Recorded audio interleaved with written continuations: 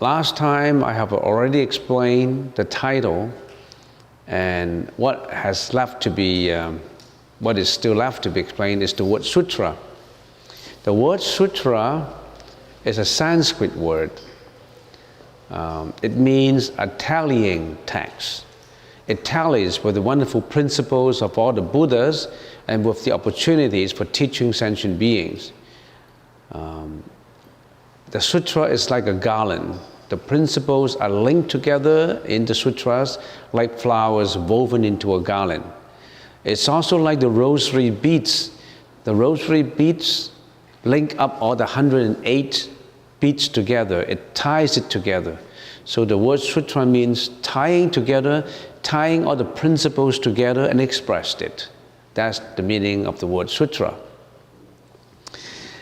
And getting back to the book,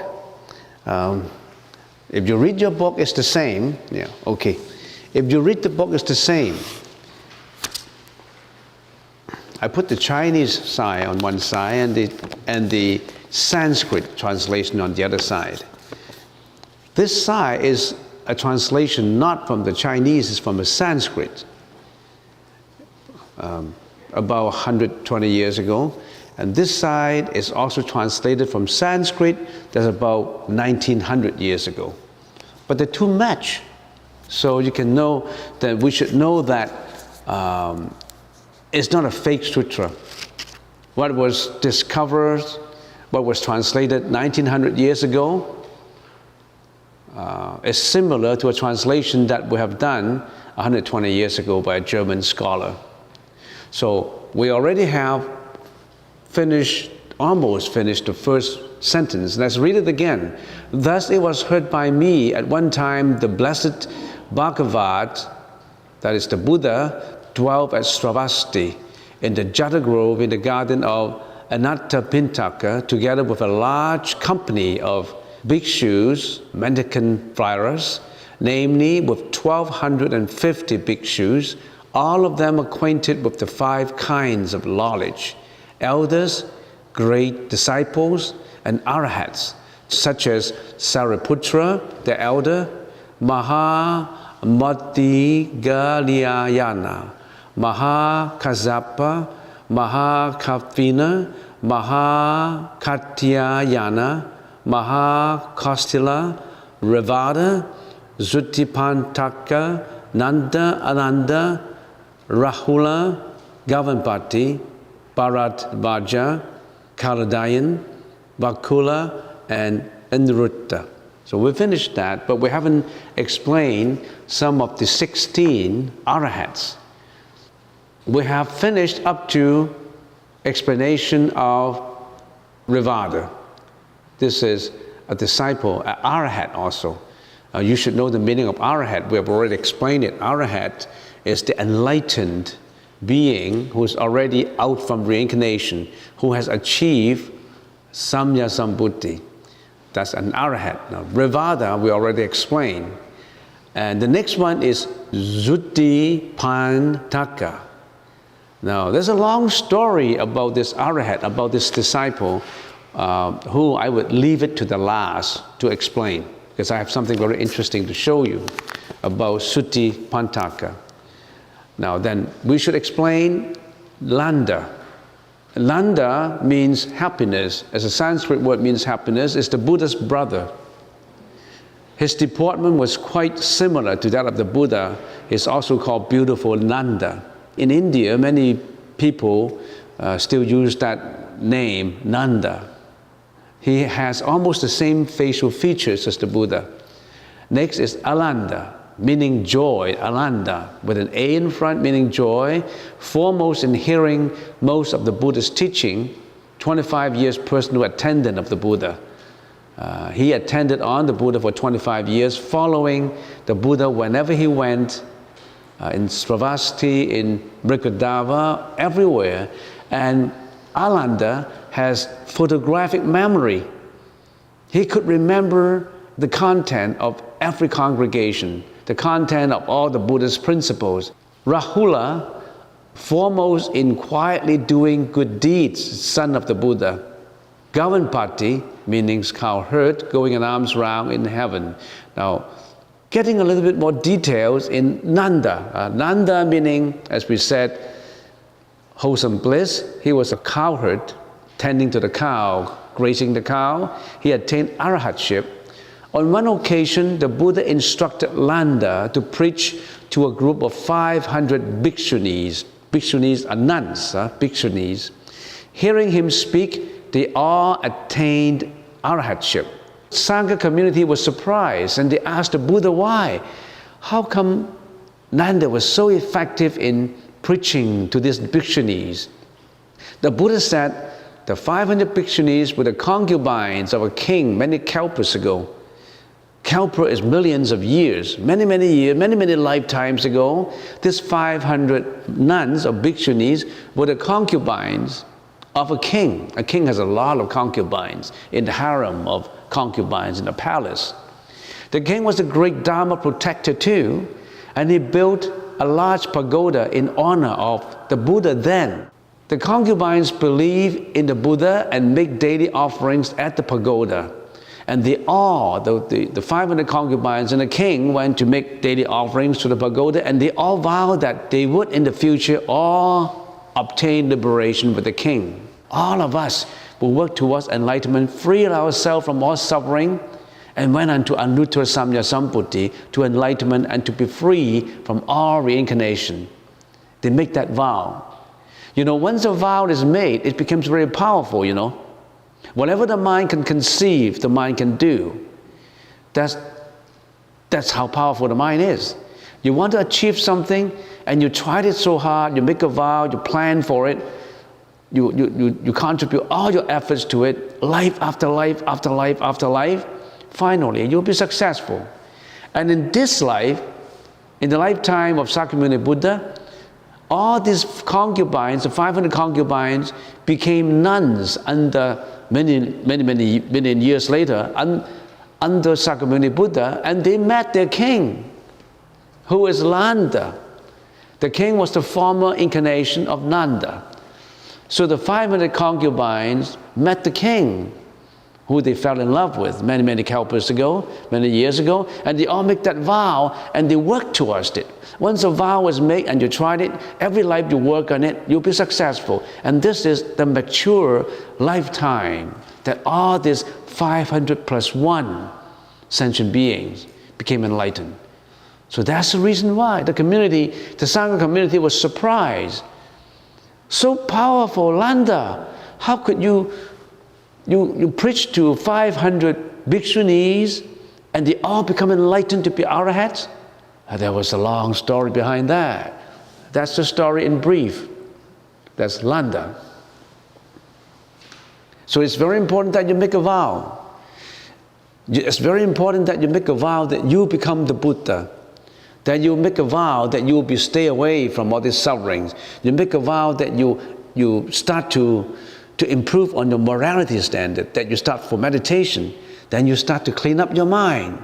You make up all these vows for good deeds, and you work towards it, and you will finally be successful in it. Alanda, the Sanskrit meaning rejoicing. He was the Buddha's cousin. His memory was extremely accurate and long-lasting. He edited and compiled all the Buddha's sutras and remembered clearly without ever forgetting all the Dharma the Buddha talked about. That's Alanda. Rahula, the son of the Buddha. He worked very hard at his practice. He was foremost in secret practices. He practiced everywhere, whenever he went, whenever the Buddha went, at all times, but he didn't tell anybody. He didn't brag on it. He never advertised that I am practicing meditation. I'm practicing the Buddha's teaching. He never disclosed what he's doing, but he's working very hard at it. He never bragged about what he was doing. He never boasted of his cultivation. So he was very good at that. He was not always telling and cursing and lying. He always kept a very low profile, a very quiet profile, but he worked with a lot of efforts towards it. That's Rahula, the Buddha's son. So when the Buddha became the Buddha, when the prince, Siddhartha Gautama, became the Buddha, many of his relatives followed him to become monks and nuns. Even the king, his wife, Yashodhara became a bhikshuni under the Buddha. Have you heard of the Yashodhara story? Yashodhara had been 500 lives the wife of Sakyamuni Buddha in previous lives. And there was a long romantic love story in it. And you can always find out more about it. The reason why I want to tell you some stories about these disciples, about these arahats, every one of them had a story to tell. Every one of them have a background. Every one of them have a biography. Like every one of you have a biography. Every one of you have a background. Your background has been very important to you. What did you do in your background? What did you do in your previous life? What did you do in your yesterday, the day before? All add up to how you are now. If you've done a lot of bad deeds, it all add up. If you do a lot of good deeds, it all add up. It's causality, cause and effect. Every thought counts. Be very careful with your thought. Not just the action, not just the speech. Action and speech is already expressed, a thought expressed. The Buddha said, be very careful with every thought from the mind. It must be a decent, virtuous thought. That's the reason why we meditate. Why do we meditate? It's because we want to relax our body, we want to be healthy. That's just secondary. We want to clean up our mind. We want the control of your mind. And if you say, of course I can control my mind, it's my own mind. If you can control your mind, how come you become mad? How come you curse? How come you yell? How come you become greedy? How come you become jealous? How come all these other people committed criminal crimes, criminal offenses? Why? Because they couldn't control themselves. Now you are when you're meditating. You practice meditation. That's the reason why. Meditation is to get to your mind, not to worship Buddha, not to get God's blessings, no. Your destiny depends on your practice, you yourself, not on God, not on Buddha. The Buddha is only a teacher who teaches you how to achieve it. He gives you the map. You got to travel. You got to pack up your knapsack and you go. You have to walk. Nobody can walk it out for you. So that's Rahula. Number 12, Pintula Bharavaja, foremost in charity work. He did a lot of charity work. This Arahat, this enlightened being, he was famous in doing a lot of charitable work. Kaladayan, foremost in Dharma propagation. He likes to spread the Dharma. Mahakapina, foremost in astrology and horoscope. Vakula, foremost in longevity. He lived up to 160 years old. Every one of this Arahat had a long story to tell. You can always find out more about it. Why did Vakula live for to 160 years old? He had never killed animals for food for 500 lives before. Every one of us would kill animals for food. We support killing animals for food.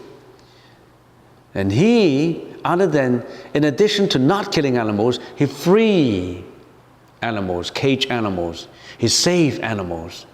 For that, he had longevity, always be blessed with longevity in his deeds. It's causality, cause and effect.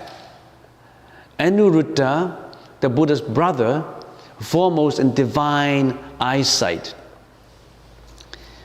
How about this Arahat? Aniruddha. He was so lazy when he first became a monk. So the Buddha admonished him and said, you cannot be lazy, you have to start practicing. So he started to work very hard. He worked very hard in reading sutras, in meditation, in doing his practice, that he lost his eyesight. He lost completely his eye, couldn't see, he lost his eyesight. But then, not very long after, he attained arahatship. And when he attained arahatship, when he was in meditation, he could see with divine eyes. In other words, whenever he's in a trance in meditation, he could see galaxies millions of miles away. Other than that, he could see, he has clairvoyance. He has also telepathy. He knows what to think. He had all these supernatural powers. He didn't have the flesh and blood eyes, but he had the divine eyesight. He could see through walls. He was blind as far as the flesh and blood eyes is concerned, but it was all eyesight with divinity. So this Anuruddha. I finished all the arahats, but there's one I want to explain it to you, is Zutti Pantaka. Prior to enlightenment, he is the most foolish of all bhikshus, also with extremely poor memory. His gatha later is, after he had got enlightened, that's his poem. Sweep clean, guard your speech and mind, control your action against evil doing. Now he had a story so interesting that I leave that last so that now I can explain it to you. Zutti Pantaka is a Sanskrit word, and this Sanskrit word means little roadside. What does that mean? He had a brother who was also a monk. His brother, of course, attained arahatship also. His mother when his mother gave birth to his brother in India in the ancient days, when the pregnant woman was ready to give birth to a baby, they had to travel back to their own home to give birth to the baby. They didn't give birth to the baby in the husband's home. That's the custom. They travel back to the mother's home to give birth to a baby. And his mother was so busy that he waited till the last minute. So on her way, she gave birth to his brother by the roadside. So his brother's name was the Big Roadside. That's his nickname, the Big Roadside. And then the mother, of course, giving birth to him now, the second baby. She was so busy that she forgot again. And along the roadside too. What a coincidence. He didn't make it to her home. She gave birth to the second baby on the roadside. So he was also nicknamed the Little Roadside. The Little Roadside, born on the roadside. But there's a difference between the Big Roadside and the Little Roadside. The Big Roadside was extremely smart and intelligent. And he could learn very fast, very good memory. So after becoming a monk for about 3-4 years, he attained arahatship. You know the meaning of arahatship, right? Arahatship, that means all his egoistic mental attitude is all eliminated, no more ego in him.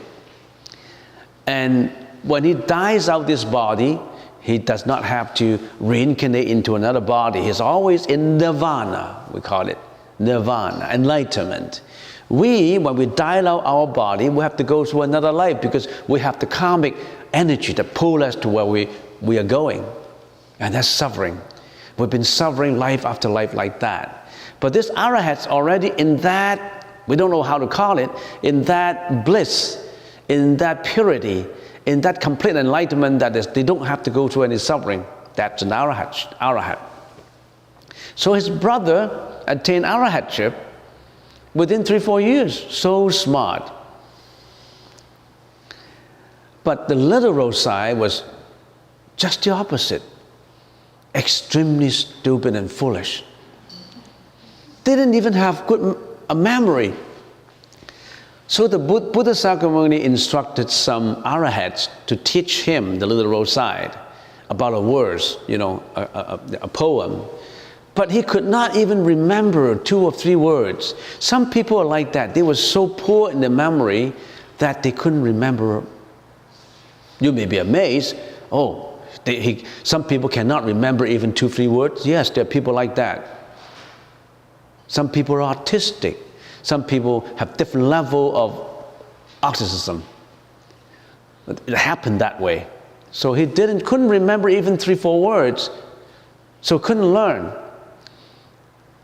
And at a certain time, the big roadside was not completely enlightened yet, not became the Arahat, and he got quite disgusted with his brother, because look, he thought to himself, we left home, our parents are still plowing the land, they're peasants, plowing the land, nobody look after our parents. Now, both of us became monk under the Buddha. Who's going to look after our parents? So he talked to little Rosai, and he said, little Rosai, you got no hope.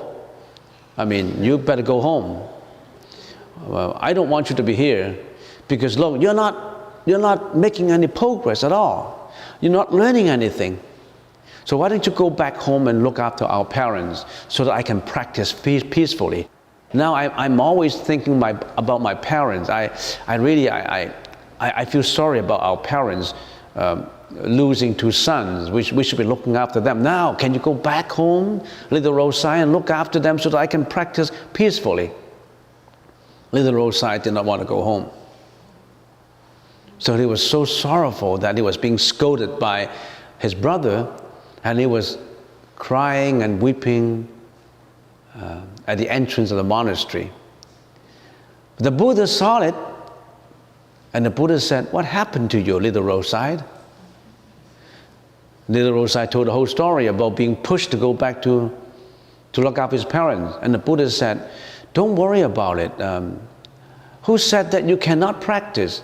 Let me teach you 2 words. Can you remember 2 words? I don't know, I'll try. Just 2 words. Sweep clean. Sweep clean. Using a broom to sweep the floor clean. Can you remember these 2 words? And combined with these 2 words, you do that action. Now, you don't have to read any sutras. You don't have to read any literature. You don't have to read any words. Just remember, sweep clean, and you're brooming the floor for the monastery. Every day you are sweeping clean all the land in the monastery, inside and out. That's your chore. Can you do that? Yes, I can. Yes. And if you forget, you know you're sweeping clean. Your action remind your words, and your words remind your action. You sweep clean. Every time when you say sweep clean, then you're doing the action, then you'll remember it. So little Rosai tried to remember these 2 words. It was difficult at first, but he was doing this action that reminds him sweep clean or broom clean. And after a few years, one day, he was brooming inside the meditation hall. And in the morning, it was quite dark. It was a cloudy day. And all of a sudden, after brooming for a while, the sun broke out, and the sunlight shines into the room, and it brightens up the room, and he saw the dust flowing in the air. He couldn't see the dust with his naked eyes because it was so dark and gloomy. And all of a sudden, there was a breakthrough of the sunlight and shine through into the room, and he saw this dust flowing in the air. And all of a sudden, because of this incident, he got enlightened. And he said, oh, am I sweeping the floor, or I'm sweeping my mind? The floor is dirty, I sweep it off, but even the air has dirt in it. I didn't notice the air has dirt in it.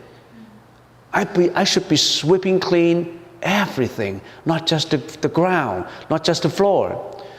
What do I have to sweep? How about my mind? What am I doing? Now I'm thinking, I'm seeing all these things.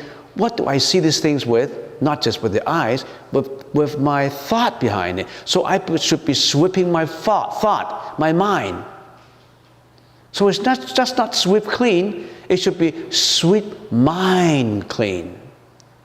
So he started to meditate. I sweep my mind clean. I broom my mind clean. I broom off all this dust from my mind.